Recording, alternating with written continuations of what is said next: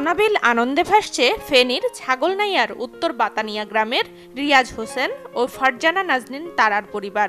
তাদের ঘর আলো করে আজ জন্ম নিল এক পুত্র সন্তান। আপনারা সবাই বাবুর জন্য দোয়া করেন, বাবু যাতে সুস্থভাবে সুন্দরভাবে মানুষের মতো মানুষ হয়। নাতির জন্য দোয়া চাই, আর আপনারা দোয়া করবেন যাতে করে ভালো ব্যবস্থা করতে পারে।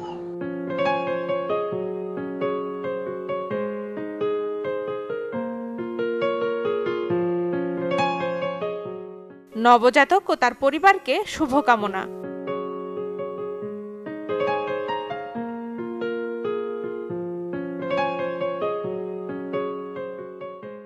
আমাদের লিটল স্টারের চাই double care twinkle baby soap, ত্বককে রাখে কোমল আর অ্যান্টিব্যাকটেরিয়াল ফর্মুলা রাখে জীবাণুমুক্ত।